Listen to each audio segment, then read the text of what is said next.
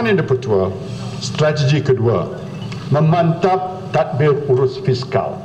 Hakikatnya, kerajaan sentiasa berusaha bagi mengukuh kemampuan kedudukan kewangan negara untuk menjamin kesejahteraan rakyat secara menyeluruh dan mengurangkan defisit fiskal bagi mencapai bajet berimbang.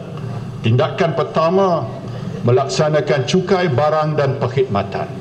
Semasa pengumuman GST sewaktu pembentangan bajet 2014 lalu, kerajaan telah mencadangkan senarai barang, makanan dan perkhidmatan asas tidak dikenakan GST. Maka berdasarkan kepada maklum balas pelbagai lapisan masyarakat, kerajaan telah bersetuju untuk meluaskan skop barang yang tidak dikenakan GST. Antara penambahannya adalah pertama, semua jenis buah-buahan tempatan dan import,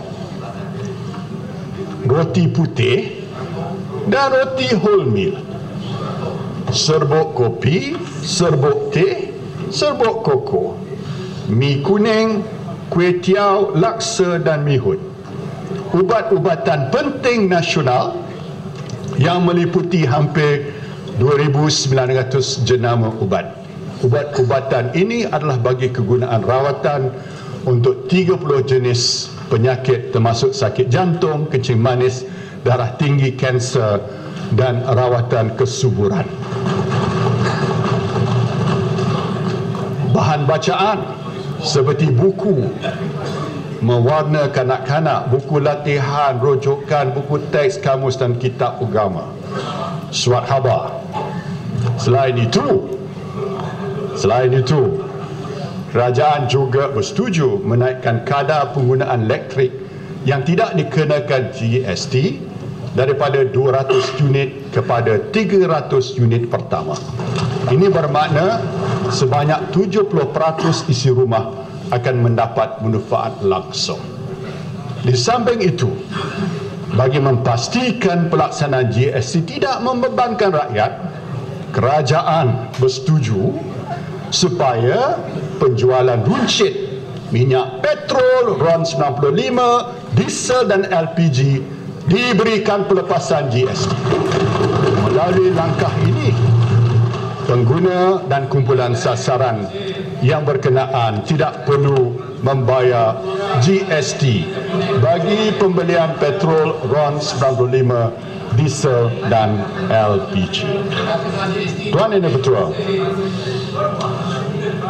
boleh saya nyatakan di sini bahawa daripada 944 barang dan perkhidmatan yang terdapat di dalam basket of goods, indeks pengguna 532 barang atau 56% dijangka mengalami penurunan harga sehingga 4.1%. Antara produk tersebut adalah ubat-ubatan, barangan elektrik seperti peti sejuk dan mesin basuh, produk tekstil, barangan plastik seperti baldi dan pinggan mangkuk, kasut dan selipar, perabot rumah, lampin bayi, sabun, daging, telur ayam, minyak, makanan laut, beras dan sayur-sayuran. Manakala sekitar 354 jenis barang dan perkhidmatan yang akan mengalami kenaikan tidak melebihi 5.8%. Apa yang penting, kerajaan berharap para peniaga bersifat bertanggungjawab dan tidak meningkatkan harga sehingga membebankan rakyat. Untuk memudahkan rakyat, kerajaan akan mengeluarkan Shoppers Guide bagi membolehkan mereka membuat perbandingan harga sebelum dan selepas GST. Tuan Dipertua, perlu difahami baik-baik juga sebenarnya kesan langsung daripada pelaksanaan GST membolehkan kerajaan mengurangkan beban cukai pada rakyat seperti berikut. Ini cukai dikurangkan kerana GST. Pertama, kepada individu dan isi rumah bagi tahun taksiran 2015. Kadar cukai pendapatan individu akan dikurangkan 1 hingga 3 mata peratusan Melalui langkah ini, seramai 300,000 orang yang kini membayar cukai pendapatan tidak lagi perlu membayar. Manakala golongan berkeluarga yang berpendapatan RM4,000 sebulan tidak lagi mempunyai tanggungan cukai. Cukai pendapatan individu juga akan distruktur semula, di mana pendapatan bercukai pada kadar maksimum dinaikkan daripada melebihi RM100,000 kepada melebihi RM400,000. Kadar cukai maksimum yang kini 26% pula dikurangkan pada 24%, 24,5% dan 25%. Justru pembayar cukai akan menikmati penjimbatan bayaran cukai sekurang-kurangnya sebanyak 5.3%.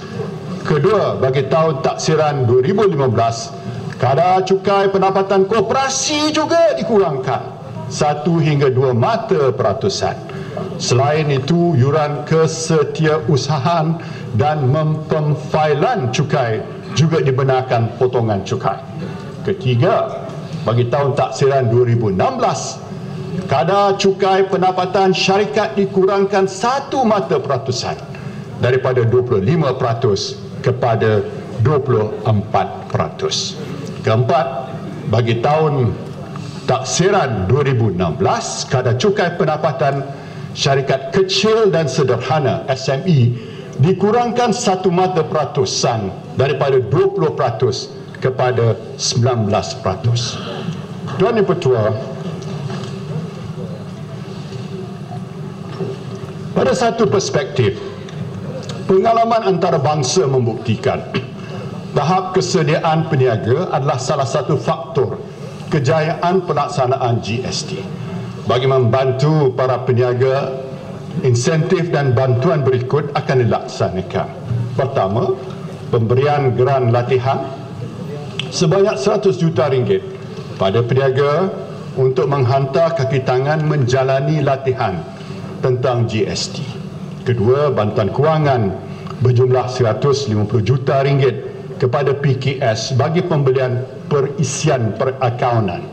Ketiga, kos pembelian peralatan dan perisian ICT diberi allowance modal dipercepatkan.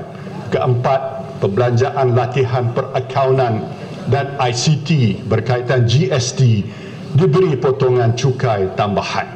Tuan Yang Pertua, tindakan kedua, merasionalisasi subsidi. Kerajaan telah memperuntukkan RM588 juta bagi pelbagai subsidi pada tahun 1994. Jumlah ini telah meningkat dengan begitu ketara kepada RM40.5 bilion pada tahun 2014. Bagi menambah baik kedudukan kewangan awam, kerajaan komited untuk melaksanakan langkah rasionalisasi subsidi, terutamanya subsidi petroleum. Langkah ini bertujuan memastikan pemberian subsidi lebih bersasar serta mengurangkan ketirisan dan penyeludupan. Kerajaan akan memastikan langkah rasionalisasi subsidi dilaksanakan secara berperingkat bagi memastikan ianya tidak membebankan rakyat. Kini lebih RM21 bilion setahun diperuntukkan untuk membiayai subsidi petrol, RON 95, diesel dan gas memasak LPG.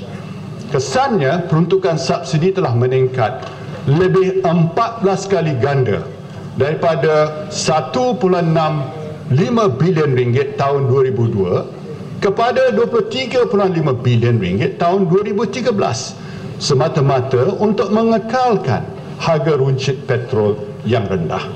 Ini disebabkan antara lain peningkatan jumlah kenderaan daripada 13.6 juta unit pada tahun 2008 kepada 23.7 juta unit pada tahun 2013. Oleh yang demikian, bagi memastikan pemberian subsidi yang lebih bersasar dan mengambil kira kesedaran dan kesediaan rakyat terhadap langkah rasionalisasi subsidi, kerajaan akan membangunkan satu mekanisme baru pemberian subsidi petroleum yang akan diumumkan dalam masa terdekat.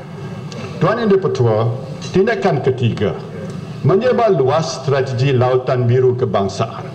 National Blue Ocean Strategy telah menunjukkan keberkesanan pelaksanaan projek dan program kerajaan. Untuk itu, sebanyak 356 juta ringgit akan disediakan bagi tahun 2015, iaitu pertama, membuka 4 buah lagi UTC, Urban Transformation Center, di Terengganu, Kelantan, Negeri Sembilan dan Perlis, serta 1 mini UTC di Kedah.